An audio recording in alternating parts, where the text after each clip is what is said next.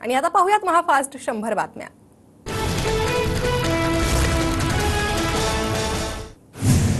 राज्यसभेच्या उमेदवारीवरून छगन भुजबळ नाराज असल्याची चर्चा। सुनेत्रा पवारांना उमेदवारी जाहीर झाल्याने भुजबळ नाराज, सूत्रांची माहिती। देवगिरी बंगल्यावर बैठकीत सुनेत्रा पवारांच्या नावाला बैठकीत विरोध केल्याची सूत्रांची माहिती। अजित पवार गटाकडून राज्यसभेसाठी सुनेत्रा पवारांचं नाव जवळपास निश्चित, सूत्रांची TV9 मराठीला माहिती।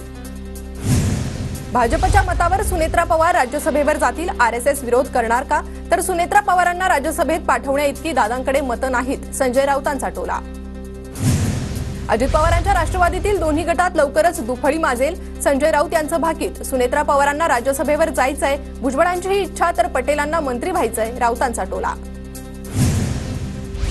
पळत्याच्या गळ्यात राज्यसभा घालू नका, घरातल्या व्यक्तीला राज्यसभा दिली तरच ती टिकेल, इतर लोकांचा काही भरोसा नाही, ट्विट करत रोहित पवारांचा अजित पवार गटाला टोला। प्रहार पक्ष विधानसभेला 20 जागा लढणार, बच्चू कडूंची माहिती। मराठवाडा, खानदेश, पश्चिम महाराष्ट्रातील संभाव्य उमेदवारांची आज बैठक, बैठकीत उमेदवारांना विचारून पुढील पाऊल टाकणार, कडूंची प्रतिक्रिया। शरद पवारांची बारामतीत जनसंवाद सभा, सभेला युगेंद्र पवारांचीही उपस्थिती। पवारांचा शिरसुफळ गावातील नागरिकांशी संवाद। मनोज जरांगेंची प्रकृती कालपासून बिघडली, गेल्या 6 दिवसांपासून मनोज जरांगेंचं उपोषण। सरकारचं शिष्टमंडळ आज मनोज जरांगे यांची भेट घेणार, शंभूराज देसाईंसह तानाजी सावंत, राजेंद्र राऊत जरांगेंना भेटणार, सरकारच्या वतीनं जरांगेंशी चर्चा करणार। फक्त चर्चा करून काय उपयोग, विषय तडीस निघणार की नाही, सरकारचं नेमकं म्हणणं काय हे आज कळेल, आजच्या शिष्टमंडळाच्या भेटीवर जरांगेंची प्रतिक्रिया। उद्या संध्याकाळी 5 वाजता आंदोलनाची पुढील दिशा ठरवणार, मात्र चर्चेची दारं बंद केली तर पुन्हा दारं उघडणार नाही, मनोज जरांगेंचा सरकारला निर्वाणीचा इशारा। उपमुख्यमंत्री देवेंद्र फडणवीसांचे विश्वासू आमदार राजेंद्र राऊत दुसऱ्यांदा जरांगेंना भेटणार, खासदार संदीपान भुमरे देखील आज जरांगेंची भेट घेणार। शंभूराज देसाई, जरांगेंच्या चर्चेतून तोडगा निघेल असा विश्वास। इतरांच्या आरक्षणाला धक्का न लावता मराठ्यांना आरक्षण द्या, जरांगेंच्या उपोषणावर खासदार निलेश लंके यांची प्रतिक्रिया। खासदार बजरंग सोनवणेंनी घेतली मनोज जरांगेंची भेट, सरकारनं जरांगेंसोबत लवकरात लवकर चर्चा केली पाहिजे, सोनवणेंचा सरकारला सल्ला। आमदार बाबाजानी दुराणीकडून मनोज जरांगेंची भेट, दुराणी अजित पवार गटाचे आमदार, महायुतीच्या आमदारांकडून जरांगेंशी चर्चेला प्रयत्न। मोदी शहांनी अहंकाराची सर्व मर्यादा तोडली, मोदी शहा विरोधात RSS आणि भाजप नेते बंड करणार का, संजय राऊतांचा सवाल। भाजपचा विजय झाला तर संघाच्या शिस्तबद्ध नियोजनामुळे आणि जर पराभव झाला तर अजित पवारांमुळे, अजित पवार गटाचे प्रवक्ते सूरज चव्हाणांचा RSSला सवाल, ऑर्गनायझरला या RSSच्या मुखपत्रातील लेखावरून टीका। आगामी निवडणुकीच्या पार्श्वभूमीवर मनसेची बैठक, वांद्र्यातील रंगशारदा सभागृहात बैठक, सर्व मतदारसंघातील मनसे पदाधिकाऱ्यांची बैठकीला उपस्थिती। पदवीधर निवडणुकीसाठी भाजपचा आज मुंबईत मेळावा, रंगशारदा सभागृहात संध्याकाळी 7:30 वाजता मेळाव्याचं आयोजन, उपमुख्यमंत्री फडणवीस आणि आशिष शेलार उपस्थित राहणार। कोकण शिक्षक मतदारसंघाचे आमदार ज्ञानेश्वर म्हात्रे मुख्यमंत्री शिंदेंच्या भेटीला, कोकण पदवीधर आणि शिक्षक निवडणुकीबाबत चर्चा होणार, सूत्रांची माहिती। उद्धव ठाकरेंनी संधी दिली तर गुहागरमधून निवडणूक लढवेल आणि जिंकेल, भास्कर जाधवांचा मुलगा विक्रांत जाधवचे निवडणूक लढण्याचे संकेत। राहुल शेवाळेंचं बदनामी प्रकरण, उद्धव ठाकरे आणि संजय राऊतांची मुंबई सत्र विशेष न्यायालयात धाव, न्यायाधीशांनी बजावलेलं समन्स रद्द करण्याची केली मागणी। शरद पवार गटाचे नेते जितेंद्र आव्हाडांना मुंबई हायकोर्टाकडून दिलासा नाहीच, मारहाण प्रकरणातील गुन्हा रद्द करण्याची मागणी फेटाळली। चंद्रपूरच्या नवनिर्वाचित खासदार प्रतिभा धानोरकरांकडून धन्यवाद सभा, राजुरा शहरात रॅलीचं आयोजन। दिल्लीत केंद्रीय राज्यमंत्रीपदाचा पदभार स्वीकारल्यानंतर प्रतापराव जाधव शेगावमध्ये परतले, शेगाव रेल्वे स्थानकावर कार्यकर्त्यांकडून जोरदार स्वागत।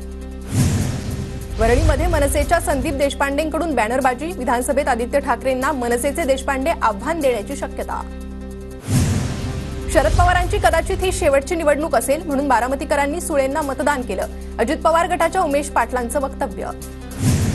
पुणे शहरातील खड्ड्यांविरोधात शरद पवार गट आक्रमक, कात्रज कोंढवा परिसरात पवार गटाचं आंदोलन, पालिकेकडून रस्त्याच्या कामाकडे दुर्लक्ष होत असल्याचा आरोप। राज्याचं विधिमंडळाचं पावसाळी अधिवेशन 27 जूनपासून सुरू होणार, राज्यपाल रमेश बैस यांच्याकडून अधिसूचना जारी, विविध प्रश्नांवर विरोधी पक्ष आक्रमक होणार। ठाण्यातील सर्व प्रभागातील मान्सूनपूर्व कामं तातडीने पूर्ण करा, नवनिर्वाचित खासदार नरेश म्हस्के यांचे महापालिका प्रशासनाला निर्देश. पंकजा मुंडेंच्या पराभवामुळे बीडमधील आणखी एका तरुणानं आत्महत्या केल्याचा कुटुंबियांचा दावा. तर हात जोडून विनंती करते, स्वतःच्या जीवाला काहीही करू नका, पंकजा मुंडेंचं आवाहन.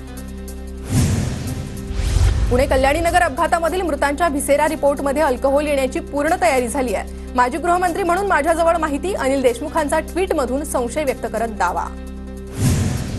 नीट परीक्षेबाबत सुप्रीम कोर्टाचा मोठा निर्णय. 1563 विद्यार्थ्यांना पुन्हा परीक्षा देण्याचा पर्याय. ग्रेस मार्क्स दिलेल्या 1563 विद्यार्थ्यांचे निकाल रद्द. बीडमध्ये जरांगेंसह बजरंग सोनवणे आणि संदीप क्षीरसागर यांचे बीडचे पैलवान अशा आशयाचे बॅनर्स. बीडमध्ये लागलेल्या या बॅनरमुळे राजकीय वर्तुळात चर्चांना उधाण. मनोज जरांगेंच्या उपोषणाला परभणीतील मुस्लिम समाजाचा पाठिंबा. तर परभणी जिल्ह्यातील पेडगाव, लिंबा, हदगाव, बुद्रुक आदी गावातील लोकप्रतिनिधींनी देखील जरांगे पाटलांची भेट घेत पाठिंबा दर्शवला. धाराशिवमधील धनंजय सावंतांच्या नेतृत्वातील शिवसेनेच्या शिष्टमंडळानं मनोज जरांगेंची भेट घेतली. शिष्टमंडळाचा मराठा आरक्षणाच्या मागणीला पाठिंबा. धाराशिव जिल्ह्यात ठिबक आणि तुषार सिंचन योजनेच्या अनुदानाचे 16 कोटी रुपये 1.5 वर्षांपासून थकले. 7,969 शेतकऱ्यांची अनुदान रक्कम द्या, आमदार कैलास पाटलांची मागणी. विदर्भ, मराठवाड्यासह मध्य महाराष्ट्रात आज वादळी वाऱ्यासह पावसाचा अंदाज. खानदेश, पूर्व विदर्भातील काही भाग वगळता बहुतांश भागात मोसमी वारे पोहोचले, हवामान विभागाची माहिती. रत्नागिरीत विजांच्या कडकडाटासह जोरदार पावसाची हजेरी, शहरातील रस्ते जलमय. मुंबई उपनगरातील कांदिवली, बोरीवली, मालाड, दहिसर, गोरेगाव परिसरात पावसाची हजेरी. पावसामुळे नागरिकांना उष्णतेपासून दिलासा. पुणे शहरासह जिल्ह्यात वादळी वाऱ्यासह पाऊस पडण्याचा हवामान विभागाचा अंदाज. तर अनेक भागात ढगाळ वातावरण राहण्याचीही शक्यता. पुण्यात पावसामुळे नुकसान झालेल्या नागरिकांना तातडीची मदत मिळणार. पुणे पालिका 2,500ची तातडीची मदत देणार, पालिका आयुक्तांची माहिती. सोलापूर जिल्ह्यातील माढामध्ये जोरदार पावसाची हजेरी. मुसळधार पावसामुळे अनेक गावांचा संपर्क तुटला, ओढे तलाव तुडुंब भरले.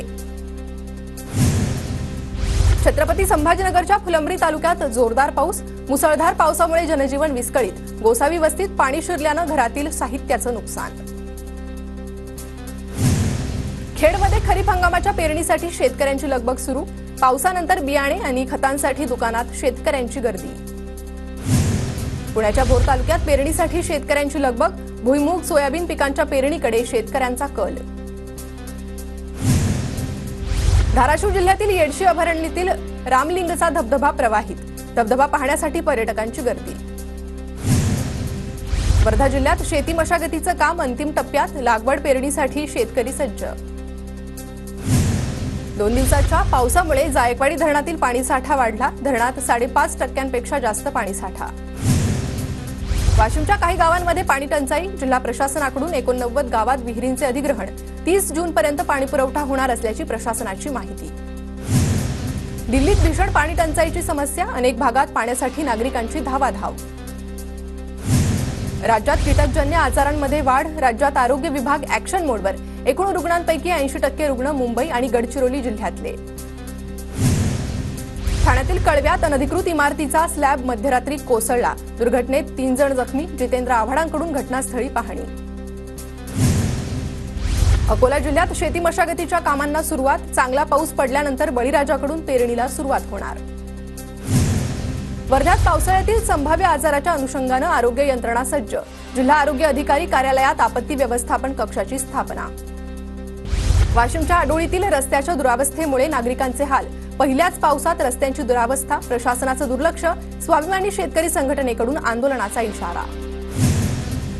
नांदेडमध्ये पावसामुळे नाले तुंबले. पालिकेकडून नाले सफाईचा दावा. मात्र शहरातील अनेक भागात नाल्यांची सफाई नाहीच. नाफेड आणि एनसीसीएफ कडून खरेदी होणाऱ्या कांद्याची उच्चस्तरीय चौकशी करा. राज्य कांदा उत्पादक शेतकरी संघटनेची मागणी. तर 4,000 रुपये प्रति क्विंटलने कांदा खरेदी करण्याचीही मागणी. जळगाव जिल्ह्यात बाजारात कांद्याची आवक घटली. कांद्याच्या भावात दुपटीनं वाढ. कांद्याचे भाव 40 ते 50 रुपये प्रति किलो. पुण्याच्या भोर तालुक्यातील शिवरे ग्रामस्थांचा रिंग रोडला विरोध. रिंग रोडसाठी बागायती जमिनींच्या भूसंपादनाची मोजणी होऊ देणार नाही. ग्रामस्थांचा निर्धार. धाराशिव जिल्ह्यात ठिबक आणि तुषार सिंचन योजनेच्या अनुदानाचे 16 कोटी रुपये 1.5 वर्षांपासून थकले. 7,969 शेतकऱ्यांची अनुदान रक्कम द्या, आमदार कैलास पाटलांची मागणी. बीडमध्ये जातीय सलोखा राखण्यासाठी सद्भावना रॅलीचं आयोजन, पोलीस प्रशासनाकडून पुढाकार घेत नागरिकांना शांतता राखण्याचं आवाहन. नागपुरात स्मार्ट प्रीपेड मीटर विरोधात विविध संघटना आणि नागरिकांचं आंदोलन, स्मार्ट मीटरमुळे नागरिकांना फटका. अकोला जिल्ह्यातल्या वारी हनुमानमधील धरणातून पाणी पुरवठा करणारी जलवाहिनी फुटली. जलवाहिनी फुटल्यानं हजारो लिटर पाण्याची नासाडी. छत्रपती संभाजीनगरमध्ये पालिकेकडून धोकादायक इमारती पाडण्यास सुरुवात, धोकादायक इमारतींना नोटीस दिल्यानंतर मनपाची कारवाई सुरू.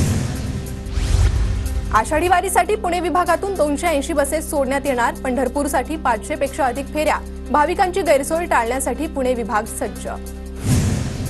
संत गजानन महाराजांच्या पालखीचं आज प्रस्थान, 700 वारकऱ्यांसह पालखीचं पंढरपूरकडे प्रस्थान.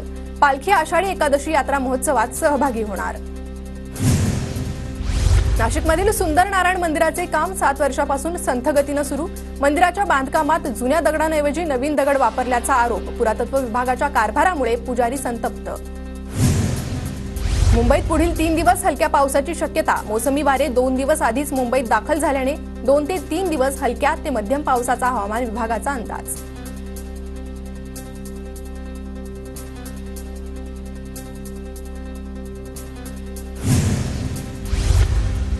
सोलापूर शहर आणि ग्रामीण भागात 7 दिवसांपासून दमदार पाऊस.